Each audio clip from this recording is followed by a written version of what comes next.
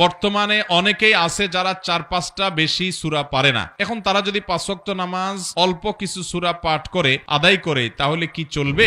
এরপরে প্রশ্ন হলো সন্তান প্রতিবন্ধী কেন হয়? আল্লাহর রহমতে দায় রাখছি আলহামদুলিল্লাহ। এখন আমি সুন্নতি চুল রাখতে চাচ্ছি কান বাবড়ি অর্থাৎ কান পর্যন্ত, কিন্তু আমার মা রাখতে দিতে চায় না। তিনি বলেন তার এই সুন্নত নাকি পছন্দ হয় না, কিন্তু আমার বাবা রাখতে দিবে। এখন আমি কি করব? নিজের থেকে অন্যকে নিয়ে বেশি চিন্তা এবং প্রতিনিয়ত অন্যের সম্পর্কে মন্দ ধারণা মাথায় ঘুরপাক খায়। এ থেকে বেঁচে থাকার উপায় কি? নিজের ঈমান বাঁচানোর উপায় কি? অনেক সময় আমাদের মা বাবা আমাদেরকে বদদোয়া দিয়ে ফেলেন রাগের চোটে। এরপরে যখন তারা স্বাভাবিক হন তারা নিজেরাই অনুতপ্ত হন। প্রশ্ন হলো রাগের মুহূর্তে তারা যে বদদোয়া করে বসেছেন এর কারণে আমাদের কোনো ক্ষতি হবে কি? এরপরে প্রশ্ন হলো বর্তমানে অনেক মেয়েরা বোরকা পরে, কিন্তু অনেক মেয়েরাই বোরকা ইসলামিক বিধান অনুযায়ী পরে না। তারা বোরকা পর্দার চেয়ে ফ্যাশন হিসেবে বেশি ব্যবহার করে। এদের উদ্দেশ্যে কি বলবেন? এরপরে প্রশ্ন হলো সন্তান প্রতিবন্ধী কেন হয়?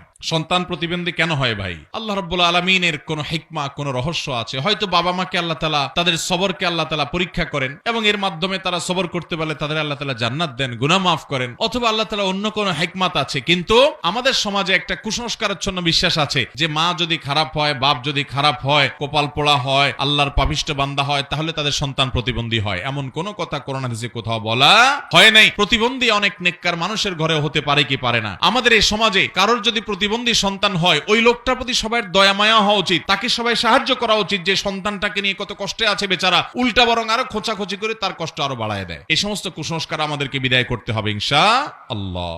আল্লাহর রহমতে দায় রাখছি আলহামদুলিল্লাহ। এখন আমি সুন্নতি চুল রাখতে চাচ্ছি কান বাবড়ি অর্থাৎ কান পর্যন্ত, কিন্তু আমার মা রাখতে দিতে চায় না। তিনি বলেন তার এই সুন্নত নাকি পছন্দ হয় না, কিন্তু আমার বাবা রাখতে দিবে। এখন আমি কি করব? প্রথম কথা হলো যে মাকে বুঝাইতে হবে মা নবীজির কোন সুন্নত এটা যদি বলে যে আমার ভালো লাগে না, অপছন্দ হয়, তাহলে এটা ঈমান নিয়ে টানাটানি হতে পারে। হ্যাঁ, এটা ঠিক যে আমি এই সুন্নতটা পালন এই মুহূর্তে করতে নিষেধ করতে পারি বিশেষ কোনো কারণে, সেটা অসুবিধা নাই। কিন্তু নবীজির সুন্নতের প্রতি অবজ্ঞা অশ্রদ্ধা প্রকাশ হলে সেটা কিন্তু ঈমান নিয়ে টানাটানি হতে পারে, বিশেষ করে যে ঠাট্টা বিদ্রুপ হয়। এটা মাকে বুঝাইতে হবে। আর মা যদি নিষেধ করেন কোন সুন্নত আমল করতে, তাহলে প্রয়োজনে সেই সুন্নত আমল করবেন না, কারণ সুন্নত আমল করার গুরুত্বের চাইতে মায়ের নির্দেশ মানার গুরুত্ব অনেক বেশি। হ্যাঁ, মা যদি আপনাকে একেবারে দায় রাখতেই নির্দেশ না দেয় যে না গায়ে রাখতেই পারবি না, সেই কথা মায়ের শুনতে পারবেন না, কারণ দায় রাখা ওয়াজিব। ওয়াজিব তরক করতে গিয়ে মায়ের কথা শোনা যাবে। বিনয়ের সাথে মাকে জানাতে হবে মা তোমাকে আমি ভালোবাসি, তোমার কথা আমি সবকিছু করতে রাজি, কিন্তু নবীর নির্দেশ মানতেই হবে। আফুল্লুহা আর খুল্লুহা, সেজন্য আমি দায়ী, তোমার কথা চাচতে পারবো না। তবে হ্যাঁ, চুল লম্বা করে এটা তো সুন্নাহ। অতএব সুন্নাহর ক্ষেত্রে যদি মা নিষেধ করে সেটা আপনি মানবেন, মায়ের নির্দেশকে প্রাধান্য দিবেন। নিজের থেকে অন্যকে নিয়ে বেশি চিন্তা এবং প্রতিনিয়ত অন্যের সম্পর্কে মন্দ ধারণা মাথায় ঘুরপাক খায়। এ থেকে বেঁচে থাকার উপায় কি? নিজের ঈমান বাঁচানোর উপায় কি? আমাদের এই যুগে বেশিরভাগ লোক নিজের চরকায় তেল না দিয়ে অন্যের চরকায় তেল বেশি দেয়। বিশেষ করে ফেসবুকে গেলে দেখবেন যে অমুকের ঈমান নাই, অমুক কাফের হয়ে গেছে, অমুকের এই ভুল হয়েছে, অমুকের ওইটা হয়েছে, নিজের কোনো খোঁজ খবর। অনেকে আছে দেখবেন ফেসবুকে দাওয়াত দিতে দিতে দিতে বিশাল বড় ইসলাম প্রচারক উনি, কিন্তু ফজর নামাজ মসজিদেও যায় না। এরকম অনেক ইসলাম প্রচারক ফেসবুকে আজকাল আছে না নাই? ফেসবুকের লেখাজোখা পড়ে তার পোস্ট দেখে মানুষ মনে করে কত বড় আলেম, শেখ, দায়ী। অনেকে হয়তো তারে পাইলে ধরে মাহফিলও দাওয়াত দিত, অথচ যায় দেখে যে নামাজটাও ঠিক মতো আল্লাহর বান্দা।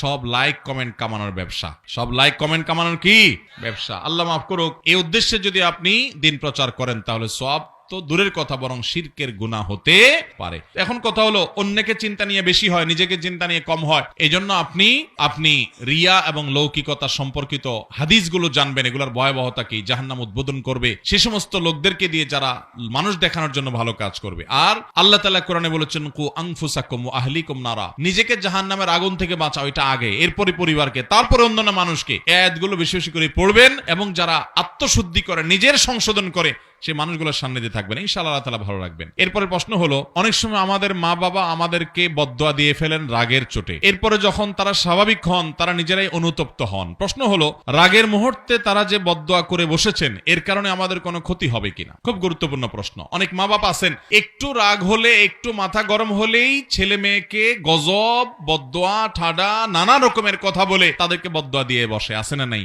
খুব খারাপ কথা, কথায় কথায় বদদোয়া দেওয়া, এটা ভালো জিনিস না, কিন্তু আবার মা বাবার বদদোয়া সন্তানের জন্য খুব ডেঞ্জারাস বিষয়। কিন্তু যদি অপাত্রে অন্যায় ভাবে বদদোয়া দেয়, সন্তান এই বদদোয়া পাওয়ার উপযুক্ত না, মা বাপ ভুল বুঝে বদদোয়া দিয়ে দিলেন। অনেক সময় দেখা যায় মা বাপ অন্যায় চাচ্ছেন, এই অন্যায় চাওয়া পূরণ না করার কারণে সন্তানকে উনি বদদোয়া দেওয়া শুরু করে দিলেন। এরকম উল্টাপাল্টা বদদোয়া যদি দেন, ইনশাআল্লাহ এর কারণে সন্তানের ক্ষতি হবে।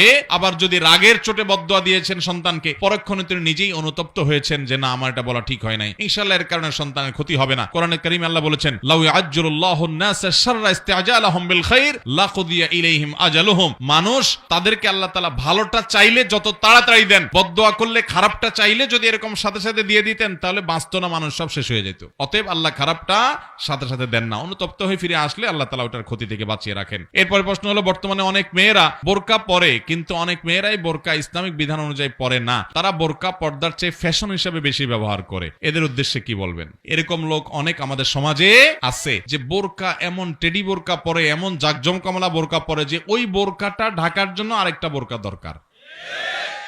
বোরকার উদ্দেশ্য হলো সৌন্দর্য ঢেকে রাখা। সৌন্দর্য ঢেকে রাখতে হবে কেন? কারণ তার সৌন্দর্য নিয়ে অন্য পুরুষরা বাজে চিন্তা করবে, এটা কোনো আত্মসম্মান বোধ সম্পন্ন নারী করতে দিতে পারে। অতএব সেই জায়গা থেকে তিনি কি করবেন? পর্দা করবেন।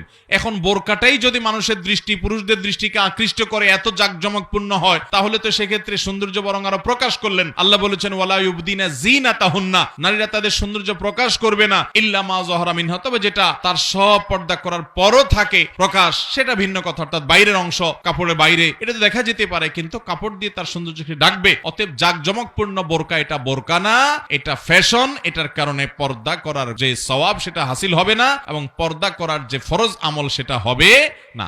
অনেক বোন আছেন হঠাৎ অশ্লীল জীবন থেকে পর্দায় আসছেন, ফ্যাশন দিয়ে শুরু করছেন, আমরা বলে আস্তে আস্তে সামনে আগান, এটাই মূল পর্দা না। আমাদের অনেক ভাইরা আছেন প্রবাসে থাকেন, বিদেশ থেকে জাকজমকপূর্ণ একটা বোরকা বইয়ের জন্য নিয়ে আসেন, এটা কোনো বোরকাও না, বোরকার জাতও না। এটার কারণে পর্দা হবে।